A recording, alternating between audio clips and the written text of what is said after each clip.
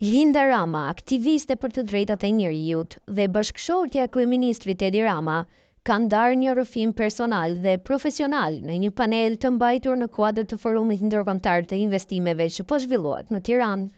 Në fjalën e saj të sinqertë dhe të drejtë për drejtë, ajo ka treguar sfidat me të cilat është përballur në përpjekje për të ruajtur identitetin e saj personal dhe profesional, pas angazhimit të bashkëshortit të saj në krye të qeverisë shqiptare. E kuptova më pas më duhej të ruaja identitetin tim profesionale, personal. Si e bëra, ishte shumë sfiduese, u shpreh ajo. Linda Rama theksoi se një nga vështirësitë më të mëdha ka qenë te kalimi i skepticizmit të njerëzve që e rrethonin. Ju thoja gjithkujt që unë do të vazhdoj të jemi njëjti person si më parë dhe do të punoj në të njëjtën fushë si më parë, por ishte shumë e vështirë për ta besonin, tha ajo. Duke deklaruar edhe aspektet të jetës së përditshme, ajo tregoi se ndonë se nuk ngjet makinën vet dhe nuk mban një agjend fikse, ajo është e përkushtuar ndaj jetës familjare. Fëmijës tim i gatuaj vet, tha Linda, duke theksuar se jeta e saj është shumë e thjeshtë nga sa mund të perceptohet.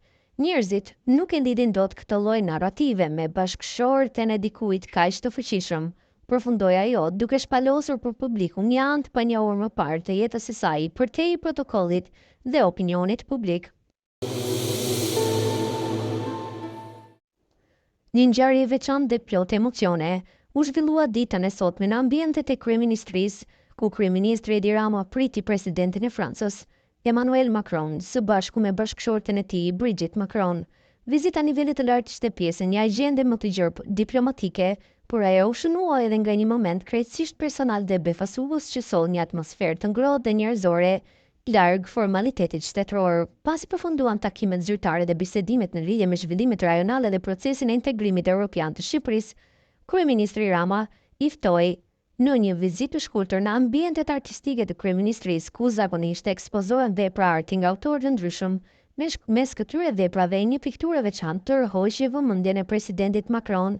Bëhet fjalë për një pikturë të realizuar nga Zaho, djali i vogël i kryeministrit. Një krim spontan, në të cilin ndër të tjera shkruhet: "Jam krenar për ty babi." Macron, i njohur për afeksionin e tij ndaj artit dhe kulturës, u ndal para pikturës për disa minuta. Duke parë ato me vëmendje, ai i pyeti kryeministrin për autorin dhe pasi mori përgjigje nuk i fsheu emocionet. "Vërtet, është bërë nga djali juaj, është e mrekullueshme," tha ai.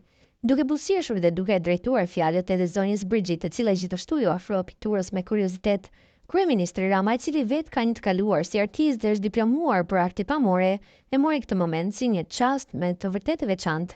Ai e falenderoi presidentin francez për vëmendjen dhe për komentin e ngrohtë, duke theksuar se arti i fëmijëve shpesh më i sinqert dhe më i vërtetë se shumë nga ato që ekspozohen në galeritë formale. Ky episod i vogël solli një frymëzim të re në vizitën zyrtare, duke i dhënë asaj një dimension më njerëzor, me një kohë kur marrëdhëniet ndërkombëtare shpesh kufizohen në gjuhën teknike të protokollit dhe interesave të ndërsjellta. Momenti i përbashkët përballë një pikture fëminore tregon se bashkëbisedimi mes linderve mund të ndodhë edhe përmes gjuhës universale të artit. Pas këtij momenti, Rama dhe Macron vazhduan bashkë me bashkëshortet e tyre drejt një drekje të shtruar nga kryeministri, ku përveç temave politike dhe ekonomike, sipas burimeve të brendshme, vijoi edhe biseda rreth artit. Vizita Macron në Shqipëri u konsiderua historike, jo vetëm për peshën politike që bardh, por edhe për deklaratat e tij të forta që ai bëri nga kryeqyteti shqiptar, duke i bërë thirrje të gjithë biznesmenëve europian që të investojnë në Shqipëri, pasi sipas tij brenda 2 viteve Shqipëria do të bëhet pjesë e Bashkimit Evropian dhe pashtu ai tha se ka një qëndrueshmëri politike, duke ju referuar mandatit që Edi Rama fitoi nga zgjedhjet e 11 majit. Në fund të ditës, piktura Zaho Ramës jo vetëm që befasoi presidentin Macron, por bën një simbol më i bukur i një vizite që nuk do të mbahet mend vetëm për marrëdhëniet apo deklaratat, por për mënyrën se si arti dhe sinqeriteti fëmijërisë mund të ndërtojë ura të reja miqësie dhe mirëkuptimi.